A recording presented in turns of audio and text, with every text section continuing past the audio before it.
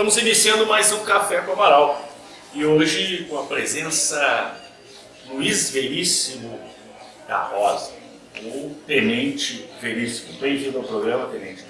A primeira pergunta que eu sempre faço é, procurando sempre instigar o convidado a quem é José Veríssimo da Rosa ou quem é o Tenente Veríssimo. Luiz Veríssimo da Rosa. Luiz Veríssimo da Rosa. José, eu estou com o José, do Pedroso que... A José é um nome bonito. Nome bonito, nome bonito. Luiz Veríssimo da Rosa, quem é? Bom, todo mundo sabe que eu sou da Brigada Militar, né? Estou na Brigada Militar já há 21 anos. Né? Sou um pai de família, sou casado com uma tapense, né? Que é a minha segunda esposa. A qual, né, agradeço a ela por morar na cidade de Etapos, cidade que a qual eu não conhecia antes de entrar na brigada. A brigada, ela acabou abrindo vários horizontes, porque daí acabei descobrindo o meu estado, que eu não conhecia. Sim. Né, porque trabalhando como brigadiano, já fui a vários lugares do estado, em missões, né, e Etapos foi uma delas. Então, aqui na cidade de Etapos, acabei conhecendo a minha esposa e formando a minha família. Eu já estava há um bom tempo já divorciado, né? E resolvi constituir uma nova família aqui no seio de Etapos. É uma cidade que me acolheu, né? Me acolheu. A primeira cidade que eu trabalhei foi Caxias do Sul, quando eu fiz o concurso para a Brigada Militar de Soldado. Sim. Foi em Caxias. E aí foi uma coisa assim meio imposta, né? Fez o concurso, ó, vocês vão servir em Caxias, não é uma escolha, né? Então trabalhei em uma cidade que tem um histórico bem violento, uma cidade, né, porque por ter um progresso atrai várias pessoas, porque tem pessoas que não têm boas intenções, né, acabam indo para o lado do crime. Então tinha um trabalho muito grande lá na cidade de Caxias como soldado. E aí, quando eu resolvi fazer o concurso para sargento da brigada, que durante o curso de sargento nós íamos trabalhar na Operação Golfinho em Etapos, né? Chegou na hora de escolher a praia, né, que a Operação Golfinho ia trabalhar. Foi apresentado um mapa do estado para nós, e à medida que os mais veteranos, né, iam escolhendo as praias, né, prioridade, o que eles querem? A praia norte, praia de sal, né, água de sal, né? E aí foi descendo, ficou aqui o litoral sul. Eu poderia ter escolhido Cassino, poderia ter escolhido Laranjal, Cristal, Arambaré. Então foi meio que um destino assim para vir para cá. Eu digo, não, eu vou escolher Etapos. Não conheço Etapos. Não conhecia, digo, vou conhecer, vou trabalhar lá, acho que é bom a gente, né, conhecer outras cidades, outras pessoas. E aí eu vim para cá para trabalhar, né, eu estava no curso de formação de sargento, eu era aluno de sargento, e vim para trabalhar aqui em Etapos, e aqui conhecendo a minha esposa Lucimara, né, já estamos juntos há 10 anos, né, e acabei gostando daqui. Quando eu me formei sargento, voltei para Caxias do Sul, e aí falei para o meu comandante lá, olha, eu estou pensando em morar em Etapos, trabalhar lá. Daí ele, mas eu poderia escolher para onde eu quisesse ir. Porque como eu tinha mais de 10 anos de unidade, tem uma lei no estado, tá, que a gente pode, depois de 10 anos, escolher para qual local tu quer ser movimentado. Sem precisar de apoio político, alguma coisa assim, ou um outro comandante que queira que tu venha. Simplesmente tu pega a lei e aplica a lei. Eu quero ser remanejado na cidade que eu quiser, desde que tenha vaga. Sim, desde que tenha vaga, isso. Daí o comandante está estranho, mas tantas vezes eu quis ir para Santo Ângelo, eu fazia o requerimento de transferência e me negava. Olha, eu fiz acho que uns 5 requerimentos para ir para Santo Ângelo. Que é a cidade natal. É minha cidade natal, onde moram meus pais até hoje. E aí sempre foi negado, né? E aí quando eu cheguei, não, eu poderia pegar essa carta na manga e dizer, não, agora eu vou para Santo Ângelo. Eu digo, não, eu vou para a cidade de Etapos. O comandante achou estranho, né? Tantas vezes queria para Santo Ângelo, foi negado. E digo, não, eu quero ir lá, eu quero formar uma família lá. Gostei muito do pessoal, né? E na verdade Santo Ângelo, eu me distanciei tanto tempo de Santo Ângelo que quando eu vou na cidade eu não encontro meus amigos. Sim. Eu não encontro meus amigos, e quando eu encontro, assim, é uma coisa tão distante, assim, da época da escola, que às vezes não tem muito assunto, assim, e a maioria mesmo dos meus colegas de escola foram embora da cidade. É muito comum isso no interior, né? Pela questão profissional, né? Eles foram embora. Então, a única identidade que eu tenho na cidade de Santo Ângelo é meus pais. Eu acho que eu ia me sentir um pouco perdido lá, entendeu? E como eu fiz bastante amigos aqui em Tapes, eu digo, não, eu vou trabalhar, vou morar e trabalhar em Tapes, né? Então, quando eu me apresentei aqui, eu fui transferido para cá em 2010, para a cidade de Tapes, na época o comandante era o Tenente Boloff, né? E não tinha um sargento lá em Sentinela do Sul. Aí o Tenente Boloff diz, olha, tu vai ser designado para comandar um grupo de polícia militar de Sentinela do Sul. Aquilo ali foi um baque para mim, porque eu só sabia ser soldado da brigada. Era só cumprir ordem, não dar ordem para as pessoas, gerenciar um grupo de pessoas. Eu nunca fiz isso. Fazer gestão de pessoas não é uma tarefa fácil. O curso de sargento, embora é para preparar para isso, na prática é totalmente diferente. Totalmente diferente. É a mesma coisa uma pessoa que se forma professora, mas encarar uma turma de alunos é muito diferente, né? Então, mas eu sempre digo assim, eu sou milico, né? Eu cumpro ordem. Missão dada, missão tem que ser cumprida, né? Então, na primeira obstáculo eu já vou dar para trás. Eu vou chegar para o meu comandante, o senhor não pode confiar em mim. Eu digo, não, eu aceito, vamos lá. Entendeu? Ele achou que poderia até dar uma resistência. Pô, eu pedi transferência para Tapos, não para Sentinela. Sim. Mas em que cidade de Sentinela seu grande pertence ao comando de Tapos. Pelotão de Tapos, né? Do pelotão. Então eu topei o desafio, assumi o comando lá de Sentinela, fiquei lá por 5 anos, né? Peguei um efetivo maravilhoso lá, entendeu? Então aquela primeira impressão era totalmente errada, comecei a trabalhar com os colegas ali, comecei a ir nas missões com ele, fazer a parte operacional e administrativa do grupo.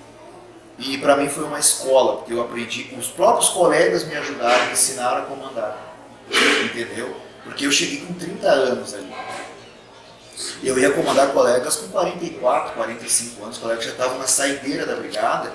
Né? Um tempo de brigada militar. Um tempo de conhecimento, tudo, e conhecimento da cidade que é importante. A gente tem que conhecer o local que tu atua, e eu não conhecia nada, então eu tinha que aprender com eles a saber quem eram as pessoas do município, pessoas que eu poderia nutrir alguma amizade e outras que não. Até porque é uma cultura tanto diferente de Santo Ângelo como também da Serra. É uma outra cultura, um outro jeito de ser. Não, totalmente. Lá o povo italiano é um povo muito acolhedor, é um povo muito família, entendeu? Eu mesmo lá em Caxias do Sul morei com uma família de italianos, né? Que eu alugava uma casa e essa casa era... Normalmente o italiano lá, sempre brinco lá em Caxias, o italiano ele faz uma casa, já faz um porão para alugar. Para alugar. Ou uma casa nos fundos ali para alugar, para ter uma fonte de renda. E aí eu morei com uma família de italianos lá, morei nos fundos da casa dele, tinha uma casinha bem boa assim.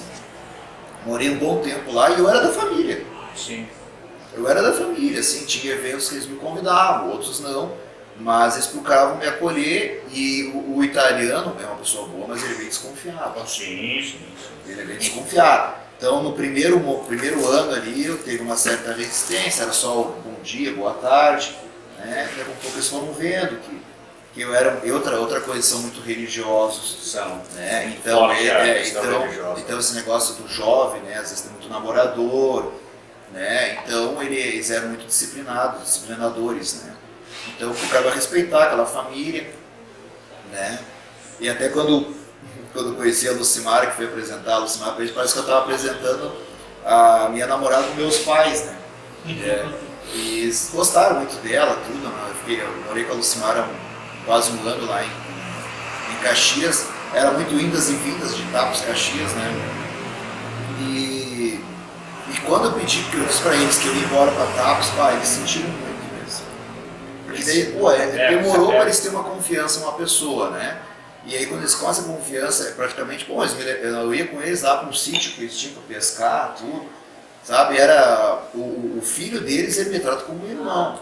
Esses tempos ele foi a Pelotas, na Fena Doce, a família dele, e não estava programado, ele vinha a Tapes, não estava programado. E ele estava, olha só, ele estava passando a BR-116, né? E olhou TAPS. Ele indo em direção a Pelotas. Quando na volta eu vou passar a cumprimentar o meu irmão. E aí ele voltou. Quando eu vi, tava eu e o Lucimara tomando chimarrão na frente de casa ali. Parou aquele carro ali. Eu vi que ele manobrou, placa de Caxias do Sul. Quando eu vi, me sai ali o meu amigo lá de Caxias, né? Tinha aquilo ali, foi uma grande surpresa, né? O Alex, foi uma grande surpresa. E ele veio que apresentou a família dele e tal, na época que ele morava lá, ele era solteiro, depois casou. E, cara, ele foi lá sem avisar, sem nada. Que é surpresa mesmo. Aquela surpresa assim, parece que era um irmão teu, assim, alguém que muitos anos não vinha te visitar e apareceu. E aí, pra ver a amizade que eu nutri com eles, né? E o convite sempre tá de pé, de agora, qualquer coisa, a casinha tá lá, mas agora, até eu comprei casa aqui em Tapes, né? Sim. Agora não é pra sair mesmo, né? Eu digo, Alex, é que eu comprei uma casa aqui em Tapes. Santa Rosa, família. Santo Ângelo. Santo Ângelo. Hoje eu tô um pouco perturbado aqui. Santo Ângelo, frio, a família. Como é que se deu a infância, a juventude? Chegava a imaginar, Tenente, que, bom, meu caminho vai ser função policial militar, vou trabalhar na brigada, vou atuar nessa área da segurança. Na adolescência, chegou algum momento, tem irmãos, como é que... Conta um pouco mais antes de nós voltarmos para a TAPS. Tranquilo. Eu sou o filho do meio, eu tenho um irmão mais velho que mora em Porto Alegre. Sim. Né? E tenho uma irmã mais nova, né? O meu irmão, com 20 anos, a mesma idade que eu tinha na época, saiu de Santo Ângelo para trabalhar em Porto Alegre. Sim. Né? E ficou só eu e minha irmã. Né? Mas essa história da brigada é bem curiosa. Né? O meu pai, ele nunca tinha comentado para mim. Meu pai, assim, é uma pessoa que vai fazer 75 anos agora. Sim. Dia 31 de julho. Então, um abraço para meu pai, vai fazer aniversário. Se Deus quiser, eu vou lá visitar ele. Né? O vídeo provavelmente do programa vai chegar antes, né? Mas já vai estar avisado. Já está avisado, né? Então, estamos planejando de repente ir visitar ele lá, comemorar o aniversário dele. É Paulo. Seu Paulo? Então, Paulo Veríssimo. Já está sabendo aí, seu Paulo Veríssimo. E então, meu pai nunca tinha comentado comigo que o sonho dele era ser brigadiano. E meu pai, assim, ele era uma pessoa muito reservada para tratar com os filhos. Uhum. Sabe? A gente teve uma educação muito dentro da religião, somos uma família católica. Eu fiz comunhão, eu fiz crisma, eu fui do grupo do Emaús, da igreja católica, frequentava a igreja seguido assim, com meus pais, com meu irmão. Né? Nós tivemos uma educação assim, muito rígida, não faltou nada para nós, nada. Eu vou dizer para ti, eu sou um abençoado que eu não precisei trabalhar quando jovem. Né? Eu vi algumas entrevistas que o pessoal deu aqui, o pessoal começou a trabalhar muito jovem, eu não precisei trabalhar. Meu pai me deu tudo que eu precisava, claro, sem excessos. Sim, claro. Sem excessos. Nós só tinha Até porque os excessos acabam estragando muitas vezes. É verdade, nós só tinha uma TV em casa, quem disciplinava o uso da TV era minha mãe, né? Entendeu? Só pegava 4 canais, né?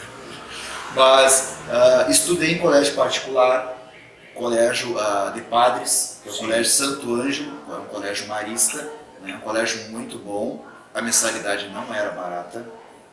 Meu pai e minha mãe sempre se preocuparam com a nossa educação, né? E estudei nessa escola, lá, até completar o ensino médio, que na época era até a 8ª série. Quando eu fui para o 2º grau, a mãe chegou para mim e falou: filho, eu não tenho condições de pagar a mensalidade do 2º grau, é muito mais cara, praticamente dobrava. Sim. Porque era o 2º grau deles lá era voltado para a faculdade, assim, para treinar o jovem para o vestibular, preparar para o vestibular, né? E então tu vai ter que escolher uma escola pública, né? Nós não temos condições de pagar uma escola particular para ti agora no 2º grau. Tinha minha irmã também, que já estava estudando também nessa mesma escola, né? Então eram 2 mensalidades. E aí eu optei pela escola Presidente Getúlio Vargas, lá em Santo Ângelo, que é uma escola técnica. E tinha 2 cursos que tu podia escolher, mecânica e técnico em eletricidade. Né? Então eu escolhi a técnico em eletricidade. Então a minha formação foi para ser um técnico em eletricidade. Eu fiz o 2º grau lá, fiz estágio em Santa Catarina, né? Mas eu Eu não gostava daquilo ali. É que eu tinha que escolher entre dois cursos, só tinha aquelas duas opções, ou mecânica ou eletricidade. Entendeu? E então, por que eu escolhi eletricidade? Porque eletricidade lá na época era um curso assim, tu era mais, trabalhava mais assim, livre, tá? Tu podia deslocar para outros locais. E o mecânico não, o mecânico trabalha com torno, né? Fica preso dentro do chão de fábrica ali, né? Então isso eu não queria, não gostava de trabalhar assim. Eu imaginava para mim não trabalhar trancafinado dentro de um chão de fábrica, entendeu? Era um serviço muito angustiante ali. E eu disse, não, vou pegar eletricista mesmo. Mas também não era o que eu queria, né? E aí quando eu terminei o segundo grau, eu passei no vestibular para Direito na Universidade Regional Integrada de Santo Ângelo. Primeiro vestibular eu passei, graças à minha formação, não precisei fazer cursinho nem nada. Minha formação da Escola Marista, que era um ensino muito mais forte. Bom, a média era 7. O meu irmão, quando estudou lá, a média era 8. Ele viu que estava muito pesado, baixava para 7. Hoje a média a gente vê nas escolas é 5, né? 5. Não, era 7, então assim, a meritocracia pura, tu tinha que estudar para tu ser o melhor. Era uma competição. As escolas estaduais chegaram a ser 7, no meu tempo sim, era 7. chegamos, eu até me espanto mesmo, a média foi 5. reduzindo para 5, mas chegou a ser 7. Uma coisa eu vou te dizer, esse negócio de média 5, média 7 e tal, né? Na verdade a média tem que ser 10, porque quando tu vai trabalhar numa empresa, o cara vai te contratar, ele quer um meio funcionário ou quer um funcionário 100%? E o conhecimento também. Não, tu ou tem tu que tem o conhecimento, eu tenho que quando tu bota uma média acima, tu estuda mais, tu se prepara mais. Quando é uma média 5, eu vou estudar só um pouquinho que eu vou conseguir a média 5. Exato. É um pensamento que eu tenho, entendeu? Tá, e aí fiz o concurso fiz o vestibular para Direito na faculdade, Regional Integrada lá de Santo Ângelo. Concluí o primeiro ano de Direito. No segundo ano de Direito veio o alistamento para Forças Armadas, que é o Exército. Sim. Né? E eu sempre tive uma vontade de servir o Exército, porque na minha família a gente tem uma tradição de servir o quartel. O meu avô, meus dois avós, materno e paterno, serviram naquele quartel do Exército. Na época que eles serviram era cavalaria. Uhum. O meu pai serviu lá também. Então eu olhava assim, ó, os quadros da casa, meu avô, meu pai fardados, assim, ó. Eu vou servir o quartel. Eu tinha aquela coisa assim, não, vou servir o quartel. Não era para agradar o pai, nada, mas eu olhava aqueles quadros, assim, achava legal. Eu escutava as histórias dos meus avós, né, porque serviam o quartel, achava aquilo legal. E eu, vou servir o quartel. Como eu estava fazendo faculdade, eles separaram todos aqueles jovens que estavam fazendo faculdade, e naquele ano, em 1996, foi retomado naquele quartel o NPOR. Que era o Núcleo de Preparação de Oficiais da Reserva, tá? Que estava parado já há um bom tempo. Quando era... Os oficiais temporários, oficiais temporários.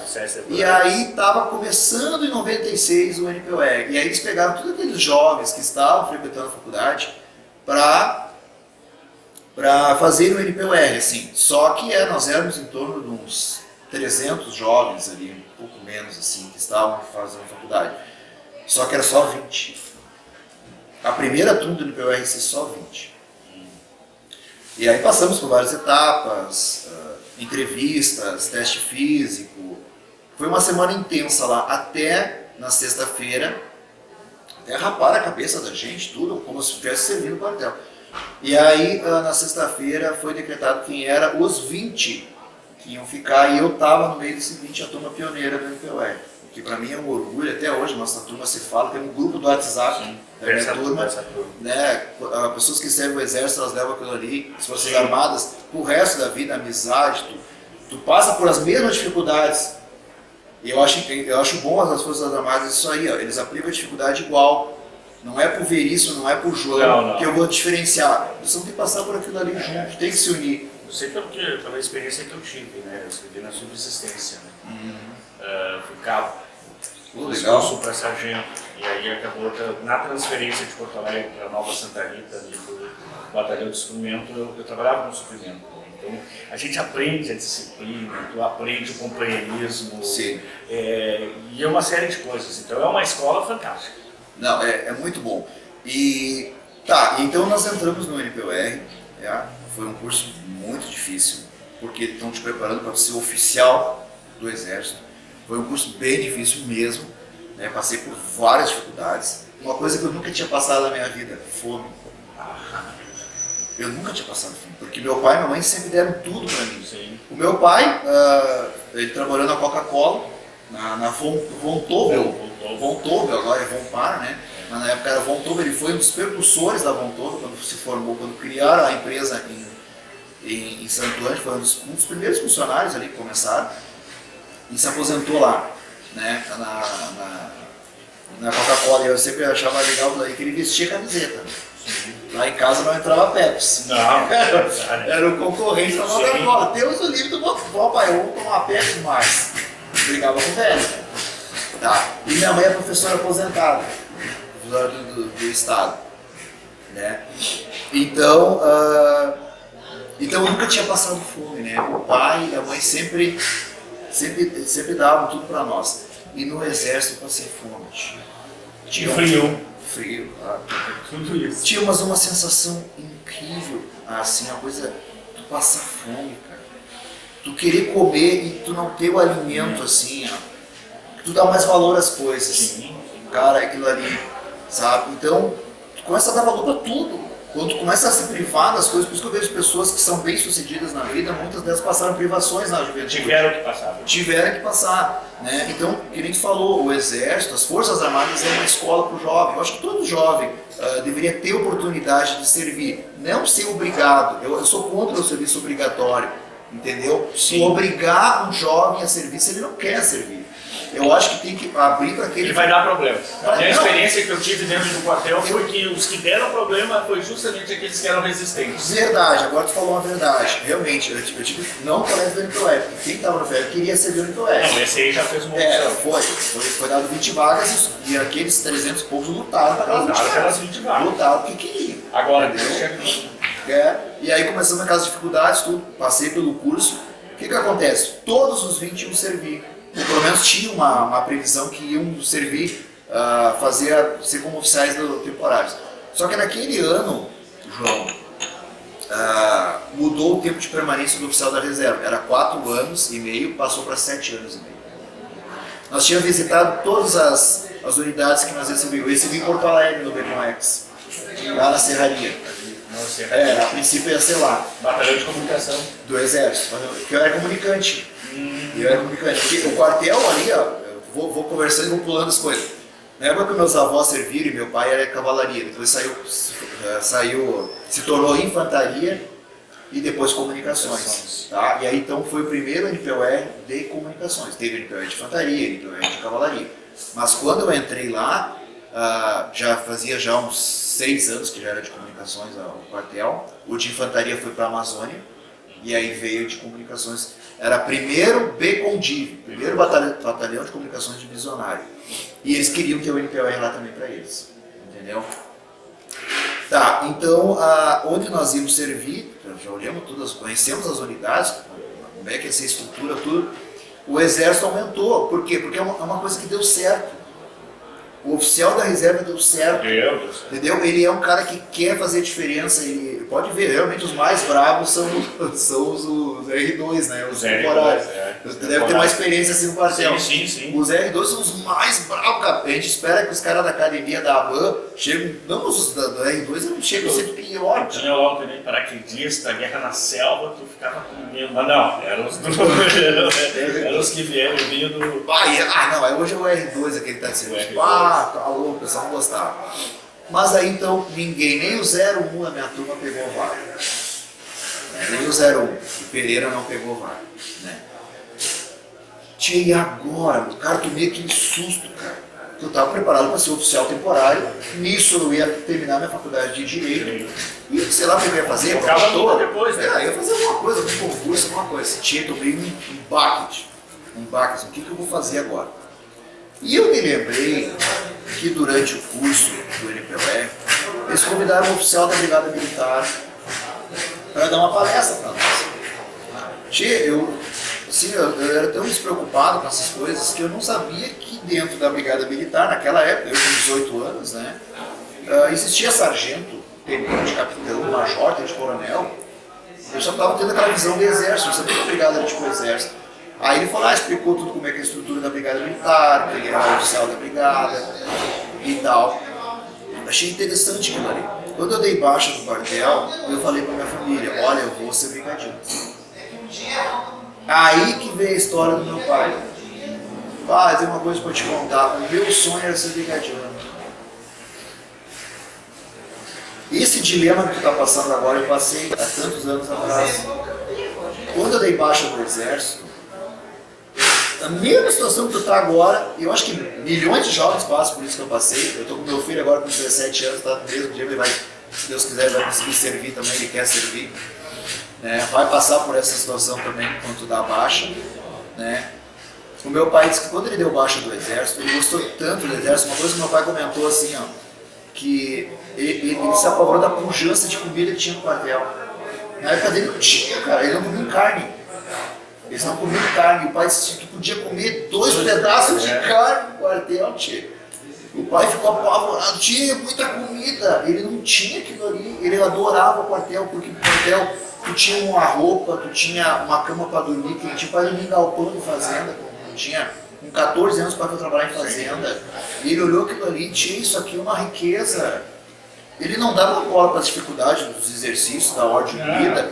Aquilo ali era maravilhoso para ele, porque ele era tratado igual como qualquer outro. Ele lembra que tinha os filhinhos de papai. Uma coisa boa das Forças Armadas, coloca todo mundo no mesmo. Não, todo mundo vai ali. Tu tem um número e o soldado Amaral, soldado belíssimo e deu, né? Aquele sobrenome que tu carrega vai ser só teu nome de guerra. Não pensa que é de uma família tradicional da cidade. Que não pesa ali, não pesa. O uniforme é o mesmo, a comida é a mesma. Todo mundo tem que andar barbeado, cabelo cortadinho.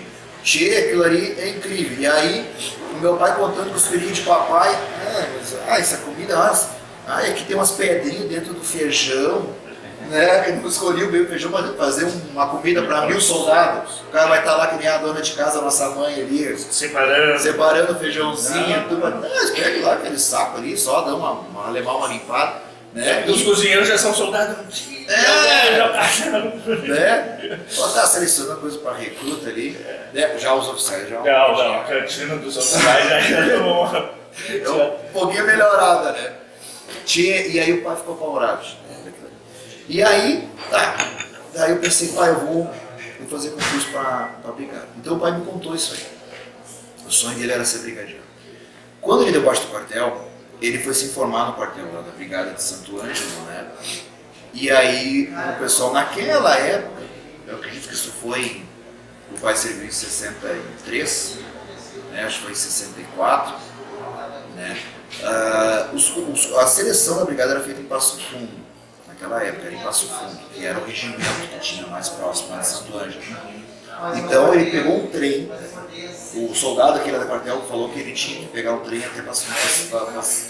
Ele não sabia a data, porque não tinha informática, não tinha. Não tinha. Era tudo por carta, chegava muito tarde as informações. Então ele falou, olha, se eu não me engano, abriu as inscrições, só que ela fica aberta por uma semana e já fecha o recrutamento. Então o senhor tem que pegar e já ir para lá.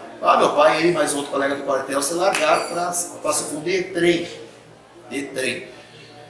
Chegaram em Passo Fundo, aquele baita, é o grande regimento de Passo Fundo, né? Histórico também, né?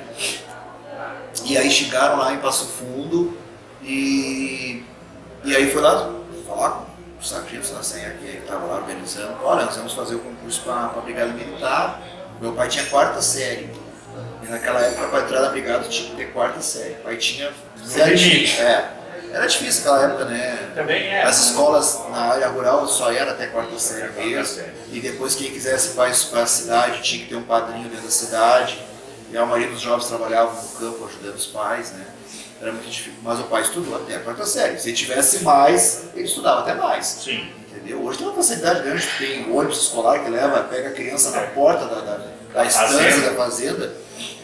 Tá, então, olha, eu sinto muito informar vocês, mas foi ontem a seleção.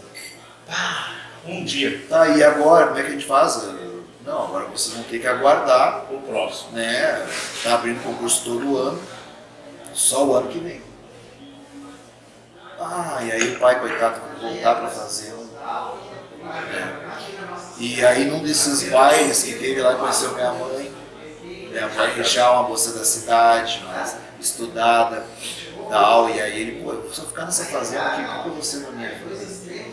O pai sempre teve aquela ideia de progredir, então ele foi lá, fez concurso, entrou, não sei se era concurso naquela época, acho que era até contrato, tinha as prefeituras, né? Geralmente era contrato. O concurso foi de um tempo pra cá. Um tempo pra cá. Então ele fez um contrato para a prefeitura, foi trabalhar na prefeitura como motorista de caminhão, sabia dirigir um carro.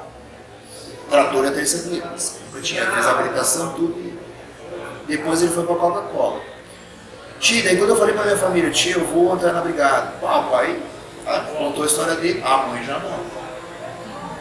É a mãe, né? A gente te educou para tu, sei lá, vai ser brincante. Olha aí, a gente vê uma coisa violenta, ganha pouco, porque o pai e a mãe, eu sempre digo, os pais querem que os filhos sejam melhores que a gente, querem que evoluam, entendeu? Não fiquem estacionados, querem que cresçam, querem que tenham progresso nas suas carreiras, né? Com relação à mãe, ainda tinha aquela questão do risco, né? Da profissão, que a mãe é sempre mais, o pai é mais, bom, vamos lá e... O pai, tipo, não, se tu quer mesmo ser... Mas a mãe tem o mesmo risco. Então eu fiz o primeiro concurso, que foi em 97, né? Então eu passei no primeiro concurso, e nesse que eu passei no concurso já era com exigência de ensino médio, segundo grau na época, né? Eu já estava fazendo faculdade. Aí entrei na brigada, tranquei a faculdade. Tranquei minha faculdade. Fiz 2 anos de direito. Tranquei e entrei na brigada. Eu entrei na brigada, eu sempre digo, assim, eu entrei na brigada para ser soldado da brigada. Eu entrei para ser oficial, para ser sargento. Isso foi uma consequência depois que eu estava lá. Né? Ali quando eu comecei. Eu entrei na brigada para ser soldado, para trabalhar na rua, para prender bandido. Sempre gostava daqueles filmes de policiais, sempre gostava daquilo ali. Entendeu? Mas não entrar assim propriamente na corporação. Mas aí, depois fiz o curso na Escola de Formação de Soldado em Montenegro e fui para Caxias. E nisso eu fiquei por lá como soldado 10 anos, né? 12 anos ao todo de Caxias do Sul. Né? Nisso eu já tive minha primeira família e tal, estava lá ali, em Caxias. Aí eu optei em fazer concurso para sargento. Entendeu? Mais por uma imposição da família mesmo. Porque o meu pai dizia assim, mas tu bonito, é soldado, tudo, tia, tu bonito, eu estava ali fazendo faculdade. Outra coisa que o pai ficou muito bravo, tranquei a faculdade. Tranquei a faculdade e até hoje não voltei a estudar direito, entendeu? Tenho uma boa formação de direito, quem sabe mais pra frente eu volto a estudar ainda. E tem ajudado bastante na minha profissão, é essencial. Fundamental. Tanto é que hoje, né, hoje a exigência para ser oficial superior na brigada tem que ter o curso de direito, tem que ter a faculdade de direito, entendeu? Que é as ciências sociais, jurídicas sociais. Né? Tem que ter a faculdade de direito, senão tu não consegue ser um oficial superior na brigada, que é de capitão para cima. Essa é a situação do delegado. Do delegado de polícia. Então estão meio que equiparando, né?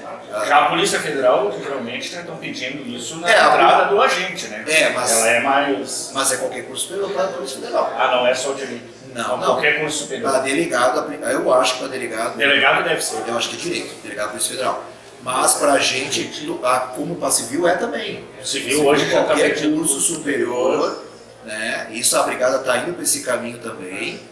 Então, já isso qualifica mais o trabalho, né? Claro que qualifica, porque hoje a gente nota que os jovens têm mais acesso à faculdade. Sim. Uma coisa que há 20, 30 anos não existia. Né? Só quem fazia faculdade era filho de burguês.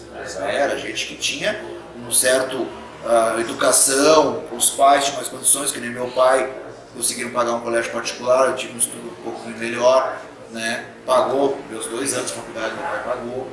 Né, me ajudou a pagar. Quando eu entrei na brigada, meu pai botou, agora tu se vira, né? Agora é contigo, né? Tudo bem.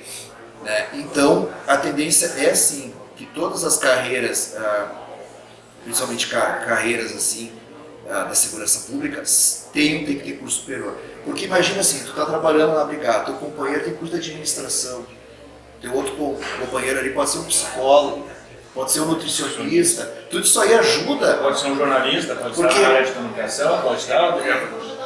Por isso eu digo, o brigadiano, ele é um profissional de todas as áreas. Ele é padre, ele é psicólogo, ele é juiz, entendeu? Ele tem que saber, ele tem que se comunicar. Ele tem que saber falar a língua do povo, e para todos os tipos de povo. Daquele das classes mais baixas, também aqueles doutores ali. Entendeu? Gente que tem muito mais conhecimento, e o brigadiano, o soldado ali, tem que saber se comunicar e interagir com ele. E eu vejo que o nível intelectual dos nossos brigadianos atuais é muito superior. Esses últimos concursos teve a brigada ali, ó, mais de 50% concurso superior. E isso que é exigência ensino médio. Então, o comando da brigada já está avaliando isso aí. Começar a exigir agora concurso superior. Se nós irmos começando com uma pergunta, depois nós vamos, depois dos comerciais. Por que a Brigada Militar é considerada uma das polícias militares mais sérias desse país? E a gente vê muitas vezes aí nos noticiários problemas Rio de Janeiro, São Paulo, Nordeste, tu vê que vão Deus da corrupção, até uso excessivo de violência, muitas vezes a gente vê envolvido inclusive com quadrilhas. Aqui há casos de disciplina, são pessoas, vai haver casos de problema, mas ela é considerada uma polícia militar séria, uma polícia militar profissional. Qual a diferença, Tenente, no seu entender? A diferença é muito simples. Assim como a polícia civil também, né? Sim, claro. É muito simples essa resposta. Da onde que sai o brigadiano? Tu acha que vai lá, bota num forno, agora eu vou sair um brigadiano agora assado aqui. Não é assim. O brigadiano, ele sai da sociedade gaúcha. E o nosso povo gaúcho, eu digo o povo do sul do estado, Santa Catarina, Paraná, é um povo mais educado. É um povo, eu sei, pessoas que viajaram lá para o norte do estado, para a região sudeste, a educação do povo, assim, pá, é decepcionante. É decepcionante. Então está na base da sociedade. Claro, o brigadiano ele sai do seio da sociedade. E muitas vezes no interior de uma formação católica, religiosa, enfim, sai, não só católica, mas religiosa, pode ser luterano, pode ser, enfim. Claro. Mas enfim, sai com um núcleo familiar estruturado. Ele sai da sociedade gaúcha. O brigadiano ele é um reflexo da sociedade. É duro falar isso aí, quando a gente fala de casos de corrupção envolvendo polícias lá do Rio de Janeiro, de outras regiões, um grande aglomerado de pessoas, mas a verdade é isso aí. O brigadiano, o jovem que entra na brigada, ele veio de qual família? Da família gaúcha. Entendeu? Por isso que os índices de corrupção são muito baixos. Tem, como em qualquer outra instituição, tem. Já tivemos problemas aqui no seu comando, né? Já tivemos aqui. Então assim, ó, tem isso aí, mas são casos isolados, a gente não pode colocar no mesmo balaio ali tudo. Ah, não, por causa do erro de um policial, entendeu? Todo mundo, todo aquele que construiu uma carreira, que se dedicou, entendeu? Ele é colocado no mesmo. Eu acho que não. Nós temos muitos exemplos bons, entendeu? A maioria deles, policiais que se dedicam não só no seu trabalho, ali no seu cumprimento da sua carga horária, mas no seu horário de folga, entendeu? Querendo fazer a diferença. Meu Deus, qual é o ser humano hoje que vai contra o perigo?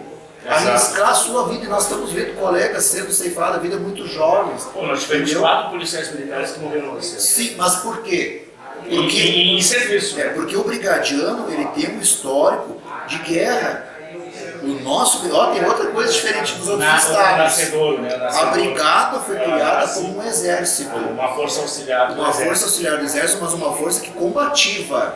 Ela lutou nas revoluções de 32, lutou na Revolução Farroupilha. Cuidava das fronteiras. Ela cuidava das fronteiras, ela lutou muito contra os castelhanos aí. Sim. Entendeu? Então assim, tem um histórico de revoluções. Entendeu? O efetivo da brigada muitas vezes foi chamado pelos governantes na época ali para combater as revoluções, entendeu? Então é um histórico. O brigadiano ele vem, ele puxa assim, ó, né? A farda é como se fosse uma segunda pele, e toda aquela farda representa toda a história passada. Então quando o brigadiano ele começa a ouvir as histórias dos veteranos, como é que era antigamente e tal, e muitos brigadianos, não é o meu caso, mas muitos brigadianos são filhos de brigadianos, entendeu? Então já puxa aquela semente ali, já vê aquela história, né? Está enraizada na sua família. Então ele enfrenta o perigo. Isso é uma coisa que eu digo assim, o brigadiano, onde muitos tá dando um tiroteio na rua, todo mundo sai. O brigadiano vai contra o perigo. Entendeu? Então por isso que os nossos jovens brigadianos estão perdendo a vida, porque eles lutam, eles não se acovardam, eles não desistem. E os criminosos, cada vez mais audaciosos, cada vez mais armados, entendeu? Então não está fácil. Tecnologias. Hoje, com a tecnologia de informação, as redes sociais, tudo isso aí acaba facilitando também o crime. Eles fazem câmera de monitoramento, eles entram serviços de comunicação. Mas para nós concluirmos e para os comerciais, a forma também como o comando, como os comandos, desde o pelotão até o comando geral da brigada, tratam esses casos de corrupção, casos de disciplinas, também ajuda muito para manter essa seriedade da luta. Tá? Não se passa a mão por cima, né? O senhor mesmo teve experiência aqui, não se passou a mão por cima. Não. Se encaminha como deve ser. O problema é o seguinte... Com direito de defesa, tudo, mas se encaminha, a corregedoria faz esse trabalho. É isso que eu tenho batido nessa tecla aí, entendeu? O trabalho da imprensa é o trabalho de divulgar, das mídias, quando acontece uma situação que teve afastado, teve que foi preso, entendeu? Só que assim, tudo isso é feito uma investigação em cima, entendeu? Eu não estou aqui para defender ninguém, não estou aqui para acusar, eu só quero fazer o meu trabalho. Tá? Se houve uma denúncia, a brigada tem que investigar a fundo essa denúncia. A brigada e toda a sociedade civil, entendeu? Porque é muito fácil hoje estar numa rede social falando, viu, falei isso, tá, mas tudo bem, vamos analisar. Tu tem algum caso concreto para trazer para nós? Tem que trazer, a corregedoria está para isso, as ouvidorias das polícias estão para isso. Apresenta casos concretos, porque é só através de casos concretos, bem fundamentados, não por achismo, não por denúncias vagas, às vezes denúncias dos próprios criminosos. Por que um criminoso, quando ele é preso pela brigada, ele vai querer não legitimizar, né? Não dar legitimidade, né? Para a ação do brigadiano, entendeu? Então ele vai querer, não, eu apanhei do brigadiano, não, o brigadiano me enxertou. Levou o meu telefone. E é isso aí. Então é muito difícil hoje tu confiar na palavra do criminoso, entendeu? Ele está defendendo a posição dele. Da posição dele, ele quer continuar delinquindo e para isso ele quer diminuir a ação do brigadiano. Entendeu? Então isso aí tudo é avaliado, os celulares dos brigadianos são apreendidos, são vasculhados, entendeu? E nós tivemos casos recentes agora de afastamento que não houve comprovação materialidade. Tanto é que os brigadianos voltaram a trabalhar na rua. Não houve a denúncia, ainda está em processo. Houve o afastamento para ser investigado. Para proteger as pessoas que estavam denunciando, é incrível o que eu estou falando, proteger o próprio criminoso que denunciou, mas é a verdade. E também para resguardar os brigadianos. Pois é, você também protege eles. Também protege. O afastamento ajuda. É uma situação muito triste, porque um cara que é formado para combater o crime, e aí naquele momento tem que entregar a sua arma, entregar a sua carteira funcional, entendeu? E ficar recluso ali, trabalhando só a parte administrativa, né? Isso aí é uma coisa muito desgastante para nós que estamos trabalhando ali, ver aquele colega, aquele seguinte, podia estar aí ajudando vocês. Estou afastado, mas faz parte. Sim. Faz parte, entendeu? Isso aí, todo brigadiano, uma hora vai acontecer, vai responder um procedimento e vai ser avaliado essa conduta. Isso tem que ter, para levantar a moral daquele que trabalha correto, entendeu? Ele tem que se investigar para comprovar, não, realmente ele trabalhou correto, ele não está envolvido com criminalidade, vamos reintegrá-lo e trabalhar. Se aparecer novos fatos, será feita uma investigação continua. Gente, vou deixar uma pergunta para depois dos comerciais. Nesses 21 anos de brigada, qual foi o momento que disse assim, bom, é isso mesmo, era isso que eu queria, estou feliz?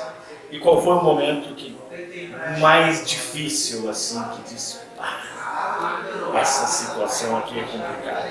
Quais foram esses dois momentos de extremos, assim, onde, bom, essa minha decisão foi a certa, eu estou feliz, eu sou um policial militar, ou aquele momento que você se mas eu gosto do que faço, ou aquele momento que emociona, que dá aquela situação, tipo, mas isso depois dos comerciais. Nós vamos aos comerciais, o Café com Amaral hoje recebendo o Tenente Luiz Veríssimo e estamos aqui no patrocínio da lancheria, Café e Lancheria Maciel. Então, um minutinho, nós estamos de volta e damos continuidade a esse bate-papo.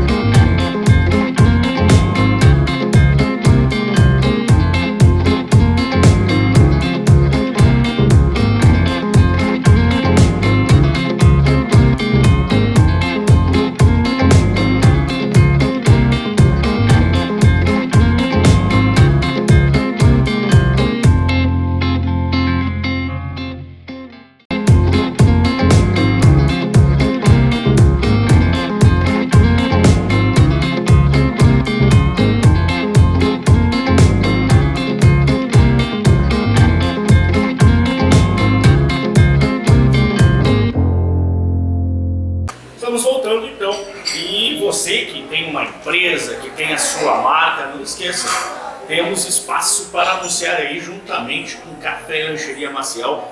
Venha ser um parceiro nosso no Café com Amaral. Hoje nós estamos recebendo aqui o Tenente Luiz Veríssimo e nós estamos num bate-papo aqui, como sempre é a lógica do programa. Tenente, eu deixei uma pergunta antes de nós irmos para os comerciais. Vamos começar pelo momento mais difícil, aquele momento mais difícil, assim, enfim, momento mais difícil nesses 21 anos de Brigada Militar. O que o senhor viu que... Olha, eu tive vários momentos tristes mesmo, né? Mas o momento assim, mais difícil para mim é ver um colega baleado. Sabe, eu não cheguei, eu não participei desse confronto, já participei alguns não ruins, mas alguns confrontos eu participei. Esse eu não participei, mas eu cheguei, fui uma das primeiras viaturas a chegar no apoio, sabe? E eu vi o colega ali, caído no chão, e não vi sangue, não tinha sangue. Eu digo, o que houve contigo? Tipo, eu acho que eu fui baleado. Mas não tem sangue, cara, acho que pegou embaixo do colete aqui. Tá, então vamos ver aqui, quando eu tiro o colete, o cara tava baleado mesmo. E qualquer jeito que tu pegava, o cara gritava de dor, cara. E tu vê que tu tinha, sabe o que é pior quando não tem sangramento? Eu sabia? Sim, a hemorragia interna. Eu vi que não sangrava, mas ele tava baleado. Eu digo, gente, eu não posso esperar a viatura chegar, a ambulância chegar. Nós temos que socorrer ele, porque quando há o sangramento, vai lá, contém ali, né, faz pressão, espera e aguarda a ambulância chegar. Mas não tinha sangramento, João, não tinha. E o cara naquela agonia, o cara já querendo desfalecer, de bota na viatura e leva. Tira, foi a melhor decisão que a gente tomou. Porque a gente acabou salvando ele. Quando nós avisamos pelo rádio que estavam chegando no hospital e tal, já colocaram ele na maca e levaram ele ficou quase, foi perto de 15 dias em coma. Tiveram que fazer toda uma lavagem dele, assim, entendeu? Foi horrível, assim, teve que tirar tantos centímetros assim, do intestino dele, né? E o cara quase morreu, o cara quase morreu. Depois nós fomos visitar ele quando ele estava na sala de recuperação, ele chorando assim, agradecendo a gente, porque depois ele não lembrou de mais nada, ele só me viu, eu e meus colegas, e apagou, cara, ele apagou. Aí quando ele acordou no hospital, que ele olhou, aí ele sentiu um alívio, cara, tô vivo. Ele achou que tinha morrido, porque em coma ele não lembra bem quando ele estava em coma, né? Foi um dos momentos mais difíceis, porque quando tu vê um colega teu de farda, é como se tu fosse um irmão, alguém da tua família ali. E a pessoa mesmo se vê, né? A pessoa se tinha bom, podia ser comigo também. Podia ser comigo. Eu vi várias situações de colegas baleados, mas não tão grave que nem esse colega meu, entendeu? Foi uma coisa, foi o soldado Fábio, e o soldado Moreira. Os dois foram baleados. O Fábio foi um tiro no pé ali, né? A munição pegou e cravou no pé dele ali, né? A viatura ficou toda furada, Paulo. Ficou toda furada, mano. Eles estavam indo verificar uma situação, olha só, ligaram para eles dizendo que tinha um casal de namorado numa rua fazendo uma atividade sexual ali, né? O morador, porque o carro estava parado lá. Eles foram totalmente de sangue frio, assim, chegaram, o casal de namorado, vamos mandar eles sair dali, procurar um motel, sei lá o que, alguma coisa. Não, era 4 criminosos que estavam dentro do carro, claro, 3 homens com uma mulher, né? E eles estavam aguardando terminar uma danceteria. Por que eles achavam que era um casal? Porque a danceteria, então eles pegaram, e geralmente acontecia naquela rua isso aí. Os casais se conheciam ali, iam para aquela ruazinha com o carro e namoravam ali no carro, faziam atividade sexual, sei lá. E então os vizinhos ligaram dizendo que era aquilo ali. Só que não, eram criminosos que estavam esperando terminar a danceteria, terminava aqui umas 5 horas da manhã, para cometer um roubo. Entendeu? Estavam todos armados. E aí eles chegaram, eles pararam do lado do carro ali, eles disseram, sai fora, não pode ficar aí. Os caras chamaram eles, chamaram. Então eles foram totalmente sangue frio, foi uma situação horrível, assim, sabe? Se tu tá chegando, atenção, indivíduos criminosos, poxa, vai parar. Primeiro tu nem para com a viatura muito perto, deixa a viatura meio afastada, se protege atrás da viatura e tenta fazer interlocução ali com os criminosos. Eles pararam com a viatura praticamente do lado dos caras. E os caras vendo que iam ser presos ou imaginando que ligaram porque desconfiaram que eles iam assaltar, né, roubar, atiraram nos PMs, né. Agora a outra pergunta é o que me trouxe mais satisfação, né? Isso, aquele momento que disse assim, não, realmente era isso mesmo que eu queria na vida. Esse momento é bem interessante. Teve outros momentos bem legais, salvamento que a gente fez, tirou pessoas que estavam na beira de criminosos e tal, mas esse é até bem simples assim, né? Não tem nada de espetaculoso, salvei alguém na beira de criminosos, né? Não é nada disso. Estávamos eu e meu colega fazendo patrulhamento de madrugada no bairro Serrano, lá em Caxias do Sul, né? O giroflex ligado, era um Fiat Uno, né? Nisso a gente escutou um grito de uma pessoa gritando, né? Aqui, ajuda nós. Ele estava saindo de carro, o carro dele estava falhando, era um carro a álcool, né? Estava falhando, pegava, era uma noite fria. E na hora nós estávamos passando com a viatura. E ele gritou, pelo amor de Deus, me ajuda. O que houve? Minha esposa está entrando em trabalho de parto. E a gente precisa levar no hospital, ela está ganhando neném, já estourou a bolsa, aquela coisa, né? E, não, tranquilo, daí a gente parou a viatura, reclinou o banco, colocou a gestante lá, toda molhada, tinha estourado a bolsa e tal. Avisamos o hospital, avisamos toda a guarnição, toda a brigada foi, a guarnição que estava em serviço naquela noite foi fechando as ruas para podermos chegar até o local do hospital. Ela não teve o neném na viatura, teve vários casos. Já teve outros casos, né? Brigadianos terem feito o parto dentro da viatura, não foi o caso. Mas assim, ó, chegamos e colocamos a mulher na maca lá, ela entrou no hospital, ela estava fazendo a ficha e escutei o choro do neném. Nasceu ali, se nós tivéssemos demorado alguns 5 minutos, nascia dentro da viatura. Né? Tem que ser médico também, psicólogo, tudo isso, mas tem que ser um psiquiatra. E aquilo aí me trouxe uma alegria tão grande, e depois o pai da criança que nasceu, né, chegou e veio nos agradecer. Né? O nome da criança é Luiz, mas não, meu nome é Luiz Veríssimo, não, mas eles, meu nome vai ser, mesmo nome que eu. Digo, então tá. Além de ser Luiz, ainda vai ser para te homenagear também. Digo, mas obrigado, né? E aquilo ali me trouxe uma realização muito grande. Eu digo, olha, eu fiz bem para alguém. Eu estava no lugar certo, eu estava na corporação certa, eu estava fazendo uma atividade, entendeu? Que era para ajudar as pessoas, e naquele momento eu fui útil na vida de alguém. Essa pessoa vai contar essa história para esse filho, que já deve estar com 20 e poucos anos, né? Que vai contar pro filho dele. Um dia tu quase nasceu numa viatura da brigada. Se não fosse a tua mãe, ia ter um filho dentro de casa. Vai saber em que condições, sem assistência médica e tudo, né? Como é que é seu pai, deve ser bem traumatizado, né? E que ele vai contar pro filho também, eu nasci assim, né? Então eu fiz parte da vida desse jovem agora, né? Entendeu? E nem lembra quem eu sou, porque o pai também, muitos anos, né? Mas ele vai contar essa história.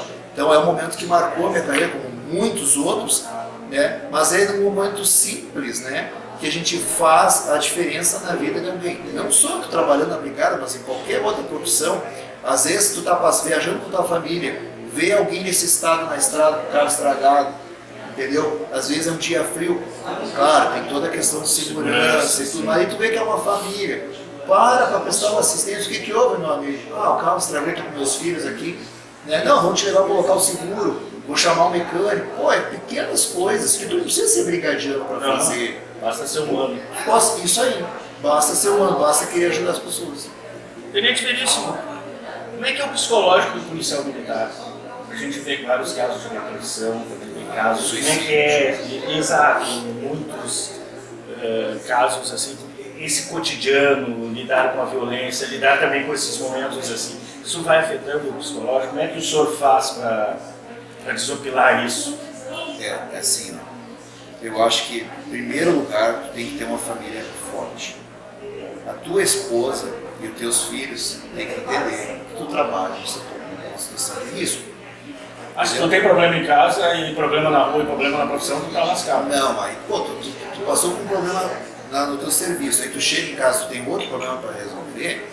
Então a esposa ela tem que ter uma cabeça centrada. Eu digo esposo também, tem policiais femininas, né, que trabalham também.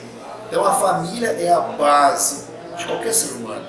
Se tu trabalha uma situação de risco e tu presenciou uma situação que tu se colocou em risco, poderia ter morrido, é importante tu chegar, tem alguém esperando por mim. Tem uma pessoa que está esperando por mim. Tem que pensar isso aí. E ser bem recebido em casa, entendeu? Eu e minha esposa estamos muito bem, graças a Deus. Estamos juntos há mais de 10 anos. Temos um filho pequeno, né? E é importante chegar em casa. Bom, agora eu vou descansar, vou relaxar minha cabeça, vai ter minha esposa, vai cuidar de mim. Tenho meus filhos para brincar com eles, entendeu? Tu tem que ter isso aí. Se tu não tem uma família que te apoia, é bem mais complicado. Bem mais complicado. Pensa bem, tá passando uma situação de risco, tu chegar em casa, não tem ninguém te esperando, né? Não tem ninguém te esperando. Tu olhar para as paredes e tu ver um mundo vazio, tu não tem com quem conversar. A TV, a televisão, a internet não substitui a presença física da pessoa. Tu tem que ter alguém. Ou chegar em casa e estar em outro clima de guerra. Tu já vem de uma situação de conflito, talvez até de conflito mesmo, e aí tu chega em casa e tem outro conflito. Aí tá bem mais fácil, né? Por isso eu digo, essa pergunta que tu fez pra mim, tinha que fazer pra minha esposa também. Como é que é uma esposa do policial militar? Sem dúvida, sem dúvida. Né? E que nem teve a situação agora que eu participei do cerco lá em São Lourenço, foram 2 dias até, nós tínhamos marcado um outro dia para a entrevista. Era semana passada, sábado, que estava justamente o dia do cerco. E eu não pude vir, eu pedi até desculpas para ti por causa da função. Na hora fui mandado pro local ali, né? E a família, eu saí de casa às 4 horas, eu levantei às 4 horas, saí de casa 5 horas da madrugada para ir pro cerco. Então como é que fica a esposa assim, né? E ela fica preocupada, tipo, meu Deus, ele vai para um cerco onde tem criminosos que roubaram o banco, estão armados de fuzil. E que estão a fim do conflito, do confronto, não vão titubear. E outra, tia, olha só, tu tá olhando a TV, tantos colegas mortos, tu tá vendo ali. Ah, mas o meu marido é brigadiano. Meu Deus, ele faz a mesma coisa que esses que fizeram aí, estão mortos. Sabe? Então a base psicológica dela também tem que ser bem centrada, assim, ela tem que. Porque não é fácil. Claro, eu aprendi desde cedo. Eu aprendi desde cedo, assim, eu aprendi. Coisa de casa, coisa de casa. Coisa do trabalho, coisa do trabalho. Problemas do trabalho, tu deixa no trabalho. Ela não sabe o que acontece na brigada. Eu não comento nada com ela. Nada. Entendeu? Não traz problemas no serviço. Não, se eu tenho problema com um colega por uma outra função ali, que acabei me estressando, eu não falo, hoje eu me incomodei com o meu colega. Aí conta toda a história, Não, acabou. Fala aí o que o povo em casa, tem que consertar alguma coisa de casa, entendeu? Como é que foi o Luquinhas no colégio? E o lazer do Luiz Fernando, do Luiz Veríssimo, da Rosa? Olha, eu sou muito caseiro, não gosto. O que eu e minha esposa gostamos de fazer é ir no CTG. Sim. Nós dois gostamos de dançar, música gaúcha. Gostamos de ir nos bailões aqui da cidade também, quando tem um grupo bom tocando. Né? Não é muito, não saímos muito, somos muito reservados, muito de ficar em casa. Temos uma rede muito grande de amigos que vão nos visitar. Eu faço churrasco lá em casa, convido alguns amigos. Esse é o momento de lazer. É um momento de lazer, um momento de descontração, né? De dar risada. De brincar, entendeu? Então assim, é muito difícil às vezes as pessoas estarem me vendo no centro da cidade, tal hora da noite, tarde, assim, eu gosto de ficar com a minha família, entendeu? Então, às vezes viajar lá para casa do meu pai, entendeu? Lá em Santo Ângelo, a gente faz isso aí. Então, eu sou muito mais caseiro, muito mais família, né? 10 anos aqui em Taves, ou 8, 9? 10 anos. Foi em 2009 que eu vim para a Operação Golfinho, e aí eu já estava vindo para cá, morando, mas a transferência foi mesmo em 2010. A transferência oficial foi em 2010. Nesse período aí tivemos momentos ali em 1916, 2016, 2017, hoje eu não sei, acho que é o primeiro mesmo. 2016, 2017 tivemos muito conflito, tráfico de drogas, homicídios. A delegada nos contou aqui que quando ela assumiu tinha 16 casos de homicídio sendo analisados. Como é que foi isso? E nesse mesmo momento nós tínhamos parcelamento de salário, nós tínhamos situação de falta de equipamento, falta de efetivo. E como é que foi essa relação com a Polícia Civil e o êxito que tanto a Brigada Militar como a Polícia Civil tiveram nesse período de... Nós tínhamos 2, 3 assaltos, assim, explodindo no comércio. O pessoal começava a assaltar aqui a tabacaria no centro, passava no supermercado e acabava numa padaria lá no Balneário Rebelo. E a criminalidade alta, a pressão da sociedade, que a gente sabe que surge nesse momento, né? E aí houve uma situação de Brigada Militar e Polícia Civil agindo junto, trabalho de inteligência, uso de tecnologia, e houve toda essa sensação que hoje nós temos, mesmo com as dificuldades que talvez, no caso da Civil hoje, que tem 2 policiais civis só, sem delegado titular, até houve um recuo, né, no efetivo, mas que tem essa sensação de segurança na cidade, e a cidade sabe que se acontecer alguma coisa vai ter uma resposta. Como é que foi esse trabalho junto com a Polícia Civil? Olha só. E a importância dele, né? Uma grande diferença que eu tive, porque quando eu vim para TAPS era uma cidade calma, uma cidade sem poucos índices de violência. Eu achei que eu ia enfrentar ocorrências corriqueiras da vida, Sim. Violência doméstica, briga entre vizinhos, ocorrências de trânsito. Nunca imaginava que eu ia me deparar com homicídios, com tráfico de drogas, coisas que eu enfrentava lá em Caxias do Sul, em larga escala, macro, entendeu? Caxias é uma cidade próspera, mas também uma cidade muito violenta.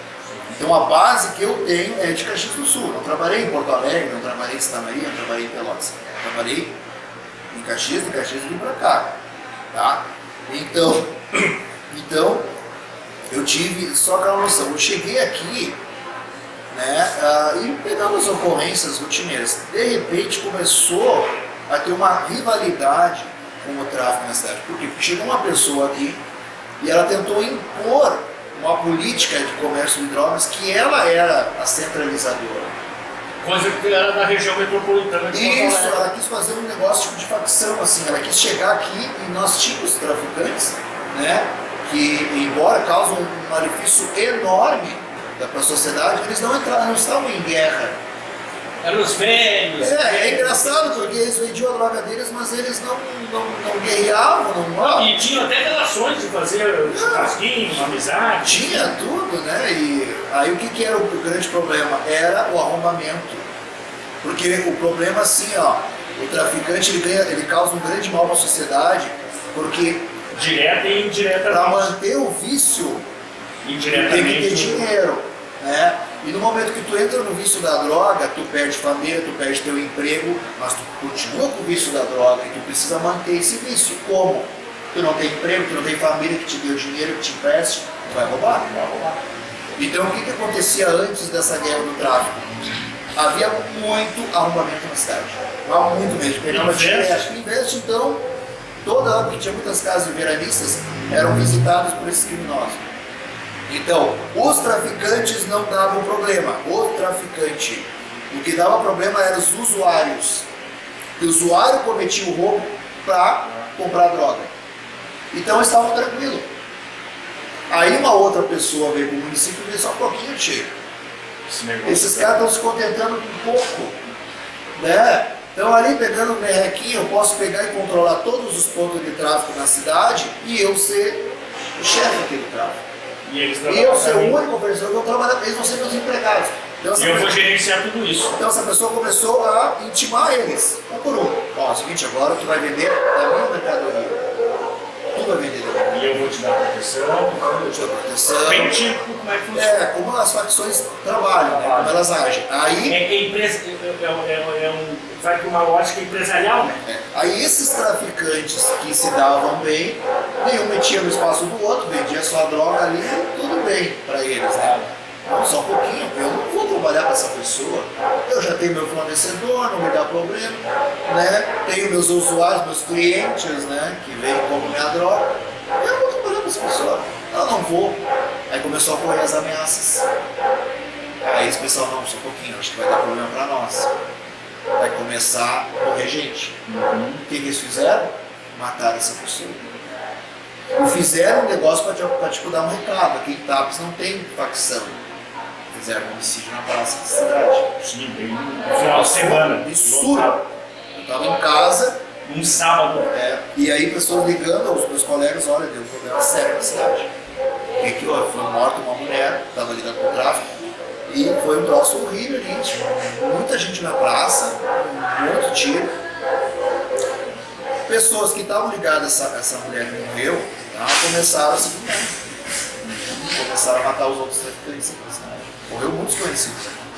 Né? E pessoas que davam suporte para esses traficantes também, que são aqueles que entregavam a droga. Como o caso do taxista que foi envolvido. Eu fui que encontrei o corpo dele, uma coisa bem chocante. Né? Já vi vários corpos, mas enterrados assim, na beira da sanga. Nós começamos a olhar para os bombeiros voluntários que acharam e, pô, apareceu uma orelha ali, pô, é um cadáver aqui dentro. Coisa de filme, né? Coisa de filme, a gente só via cadáver jogado assim no mato, em área rural, mas enterrado. Os caras tiveram o trabalho de enterrar o cara para ocultar o cadáver. Isso eu não tinha visto ainda. E vi tapas aqui, tio. E, opa! O que aconteceu? Nesse tempo, 2016, 2017, eu fui para o curso de oficial. Passei no concurso para tenente da brigada. Né? E aí nisso chegou a delegada Fabiane. E ela chegou nessa situação horrorosa aqui, na cidade, assim, né? Entendeu? E eu digo assim, ela é a pessoa certa no lugar certo para fazer o trabalho certo. Ela tem todos os méritos, a delegada Fabiane, por ter ajudado. Nós, claro, a brigada participou, a brigada, mas graças à delegada Fabiane.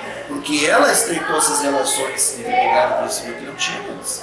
E desculpa que eu vou falar agora. Não, mas é verdade, a gente acompanhou-se há 30 anos. Nós tínhamos um problema muito sério com alguns colegas da civil, não todos. Alguns colegas me dou bem, vários colegas que trabalharam na civil, trabalham ainda, tá? Mas nós tínhamos problema com alguns colegas que trabalhavam na delegacia, que eles não tinham uma boa relação. Pô, eles encaravam o brigadiano como inimigo. Não pode ser assim, são duas instituições que trabalham com a segurança das pessoas. Ou num papel subalterno, quer dizer, nós somos o... somos polícia e vocês são só os guarda. E aí, tinha o brigadiano, ficava pra mim, chegava na delegacia, não, agora tu aguarda aí. Fica aqui na sala da recepção e não passava disso. Quando der eu te atendo. Né? Pô, parecia que tu estava pedindo um favor pro cara, pô, eu tava com um cara preso e eu precisava de um atendimento, não, vai aguardar, nós temos outra coisa para fazer, fica aí, tal. E aí isso vai criando inimizade, vai criando atrito. Quando chegou a delegada Fabiane, ela por ser filha de brigadiano, ela não só um pouquinho, vamos conversar com o governo, eu estava em curso. E aí eu queria falar com o comandante, não, o comandante está no curso, vai sair o oficial da brigada e vai assumir o comando do pelotão. E é uma pessoa acessível, quando ele chegar, daí vai conversar com a senhora. Mas nesse meio tempo ela convidou os brigadeiros que estavam aqui trabalhando para participar das operações, coisas que não ocorriam. A operação da civil era operação da civil. De uma forma até inteligente, com os efetivos do tamanho que estavam, claro, davam um suporte um para o outro. Né? Procurou juntar aquilo ali, né? E aí ela viu que, pô, o pessoal da brigada aqui é um pessoal que trabalha correto, o pessoal que é guerreiro mesmo, que faz a diferença, eu vou pegar esse cara para mim e vamos trabalhar junto. Entendeu? Quando eu saí do curso, já como oficial, eu fui lá conversar com ela. E ela me contando tudo que ela tinha em mente e tal. Outra coisa, ela só aceitou também que eu fosse ter essa liberdade com ela, porque ela pesquisou sobre mim. Entendeu? Ela começou a conversar comigo. Quem é o Veríssimo? Eu era sargento. Quem é o sargento Veríssimo? Não, o Veríssimo trabalha assim, trabalha assado. Então ela teve uma certa confiança, né? E aí começou a conversar comigo. E digo, não, começamos a trocar telefones ali, né? WhatsApp e tal, começou a comunicação fluir muito mais rápido. A parceria cada vez maior, né? Brigadianos que ela via que tinham uma linha tipo assim de investigação, porque abordavam o criminoso, mas não ficava só naquilo. Eles faziam ligações, não falando, esse cara está se relacionando com esse cara está vendendo droga para aquele, fulano. Então começaram a passar as informações que não existiam antes. Começaram a passar informação para a delegada. Esse fluxo de informação. Essa informação ajudou a prender muitos caras que eram intocáveis no município. Que eram intocáveis, entendeu? Começaram a entrar na casa desses caras, começaram a fazer as revistas junto com o apoio da brigada. Teve situações que houve a operação era para simplesmente prender o indivíduo, localizar uma arma, e brigadianos nossos localizaram as drogas, que estavam muito bem ocultadas. Teve um caso, já tinha terminado toda a operação, a busca e a apreensão na casa dos traficantes, e o brigadiano pegou só um pouquinho, e aquela casinha de cachorro que tem lá no fundo. O que que tem? Não, dá pra ver que a terra foi mexida há pouco tempo. Vamos tirar, cara, é uma casinha de cachorro pesada pra caramba. Teve que ser 4 brigadianos para remover aquela casinha. Removendo, estava toda a droga embaixo da casinha. Graças ao que? A intuição do brigadiano. Percepção, Profissionalismo dele. Tá ali, tá vendo? Bom, os caras não vão ocultar a droga embaixo do colchão. Não vão ocultar a droga no armário da cozinha. Eles vão tentar esconder o máximo possível e até para driblar a questão dos cachorros também. Então isso aí, essa parceria deu super certo. A gente trabalhou muito com a delegada, entendeu? Criamos uma amizade muito grande, né? Mérito dela, porque ela, a brigada sempre teve de portas abertas para a Polícia Civil. Uma coisa eu tenho que dizer, a brigada sempre foi conselho da Polícia Civil. Infelizmente, alguns colegas da Civil tinham uma certa restrição com os brigadianos, né? Que um outro efetivo que veio para a Golfinho aqui, para a Polícia Civil e atuando também com a Operação Golfinho, teve policiais civis que foram brigadianos. Policiais civis que trabalharam com brigadianos em outras cidades e, pô, toda hora iam até para as festas ali, se divertir, tudo junto como se fosse da mesma instituição. Né? Papel da imprensa. Quando a imprensa ajuda, quando a imprensa atrapalha?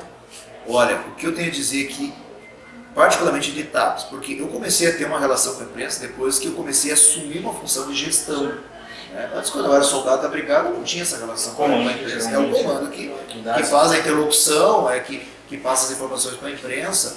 Eu comecei a ter quando eu vim para cá. Primeiro lugar em Sentinela, depois aqui em TAPS. Né?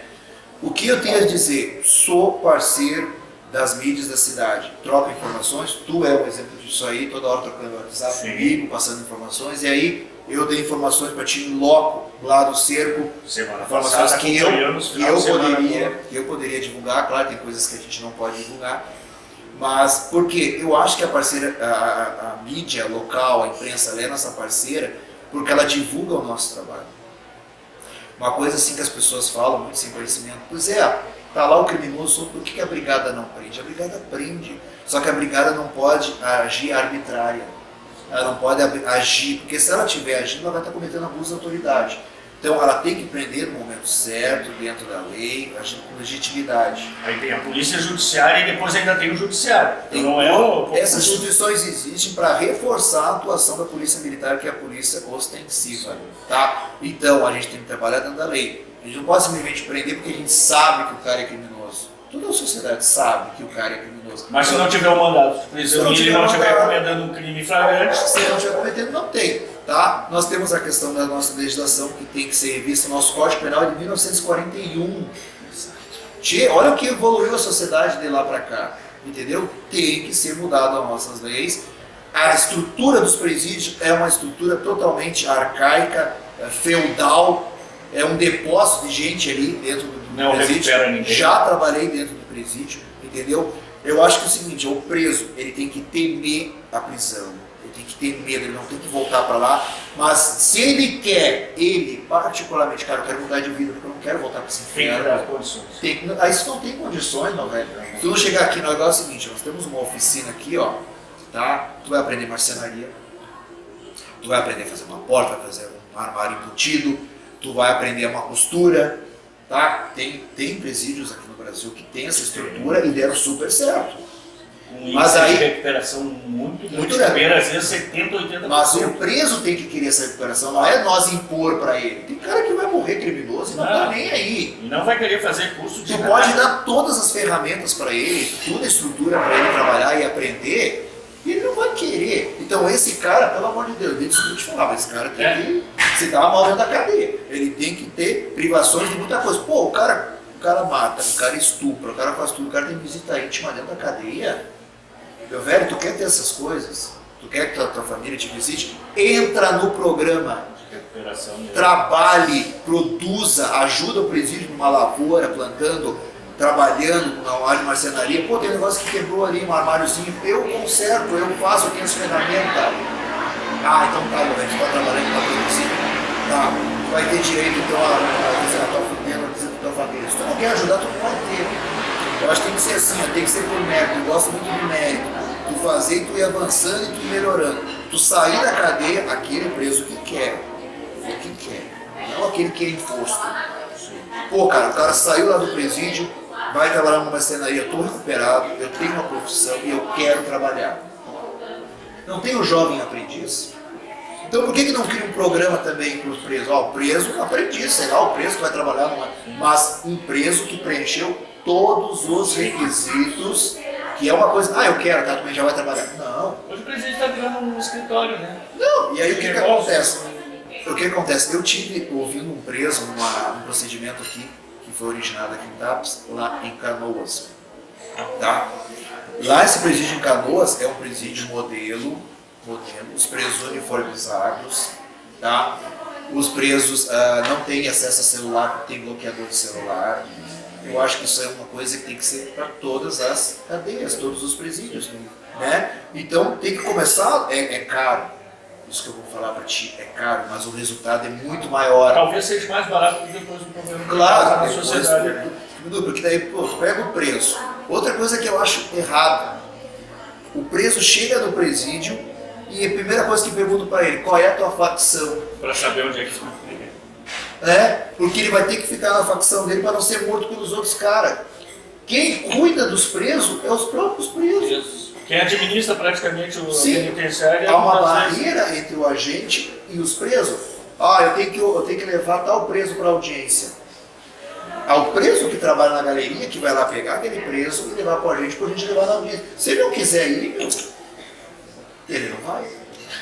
Que absurdo. Aí tem que levar a força especial da SUSEP para tirar aquele cara ali, usando de força para poder tirar para audiência. Isso não pode, entendeu? Então tem coisas que tem que ser... inversão de valores, né? E aí, João, que entra o retrabalho das polícias, entendeu? Esses caras ficam com tudo que é mordomia dentro da cadeia, entendeu? E depois saem e continuam cometendo os crimes. Não, e enquanto estão lá, estão dando trabalho também, porque não tiveram uma estrutura deles, da organização criminosa, sim, da ORCRIM, e continuam protegido por primeira coisa. E aí já tem um novo gerente, um outro substituto que vão trabalhando para essa pessoa que está lá. Eu acho assim, o preso tem que ser tratado como ser humano.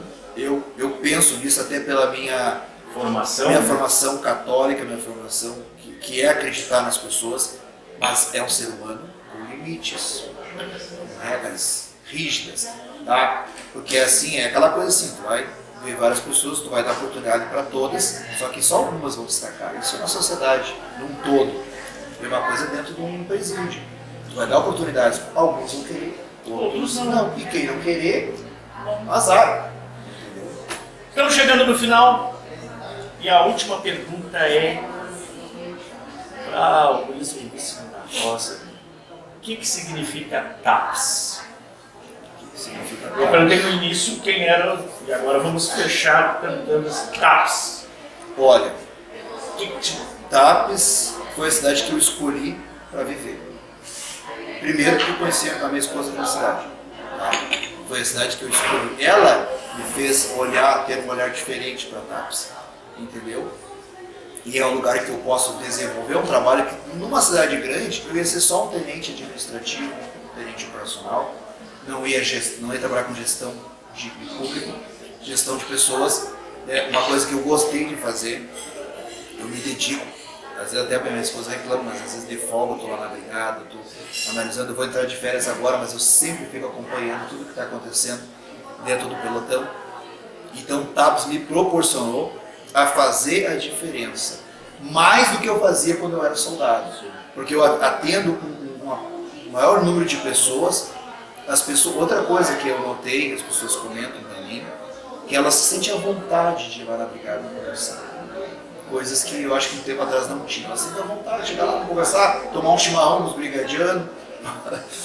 Uma vez eu estava na minha sala lá, chegou um senhor dele papo, ali conversando com os brigadianos ali nossa sala de recepção ali, e dava uma risada e tal, aquela coisa. Né? E nós temos uns PMs que trabalham ali dentro, que é o Jorginho ali, né? Tem um abraço para o Jorginho, que é um homem de confiança lá, que já se aposentou e voltou para trabalhar no administrativo. Estavam ali conversando. O que houve? Era uma ocorrência aí, tudo bem? Não, eu só vim tomar um chimarrão com os brigadianos. Coisas que só acontecem. Né? Então, normalmente quando tu vai no órgão policial, tu vai lá pra se queixar de uma ocorrência, de uma situação. Ou dar explicação. Ou dar explicação. Não, vem só tomar um chimarrão com meus amigos. Bater um papo. Digo, ah, mas então tá, quem é o senhor? Ah, eu sou o fulano e tal. Entendeu?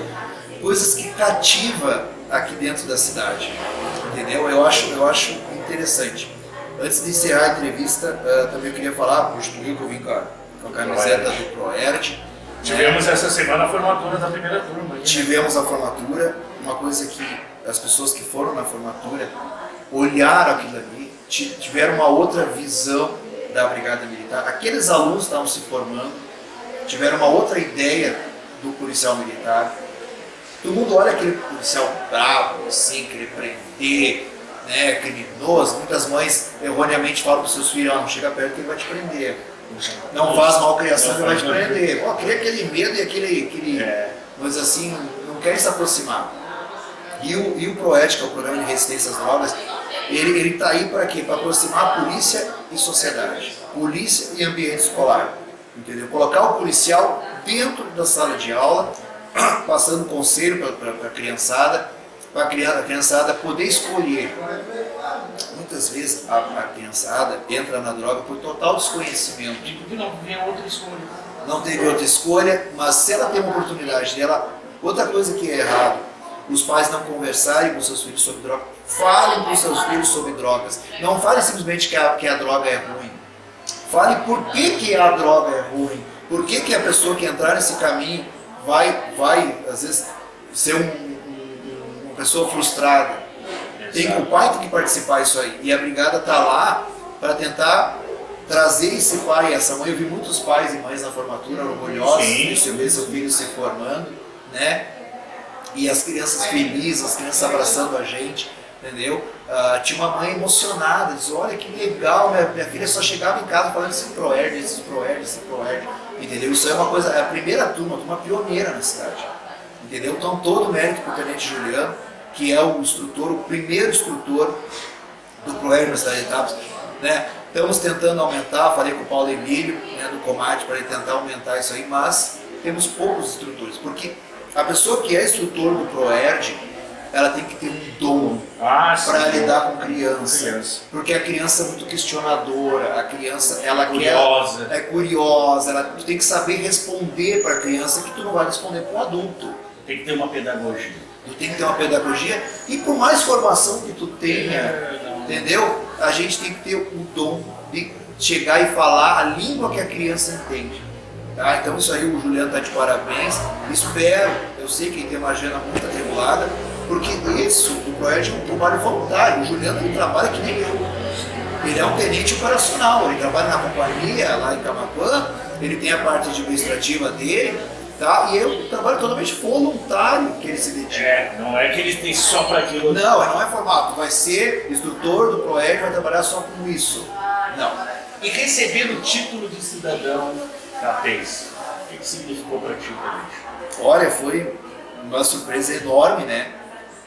Foi o Eduardo Sincha, Sim. Foi meu padrinho ali que deu, porque ele se aproximou muito da gente, ele é um vereador ativo e que se preocupa com as questões de segurança, sabe da realidade da brigada e viu o trabalho da brigada e da civil dando frutos, no município, a parceria dando frutos.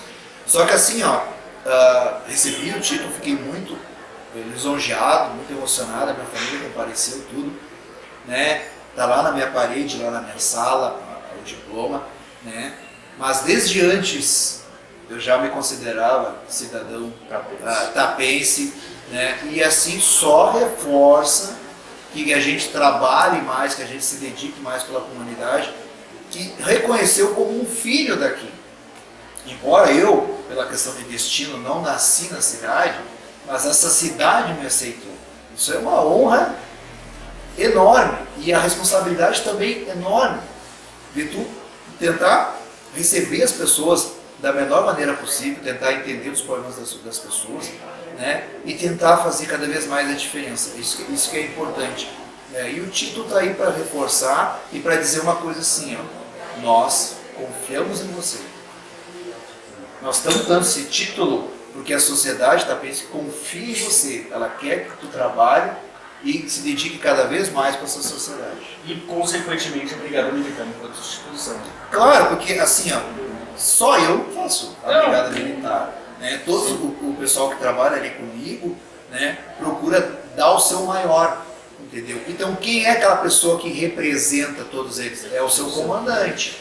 Entendeu? Então, se eu sou o comandante da brigada e procuro ser esforçado, é porque os colegas que estão ali trabalhando comigo, não os subalternos, eles estão ao meu lado, trabalhando junto, trazendo os problemas e também solucionando. Né? Então, eles também podem se considerar cidadãos da pensa. Eu botei o título na minha sala, porque quando as pessoas entram lá, veem o título, vê que um brigadiano foi reconhecido pelo seu trabalho, mas porque ele representa uma instituição. Né?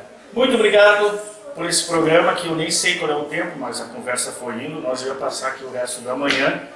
Voltaremos na semana que vem, espero que você tenha gostado, conhecendo um pouco mais do cidadão Luiz Veríssimo da Rosa, mais conhecido por nós tapenses, né, como o Tenente Veríssimo. Voltamos semana que vem.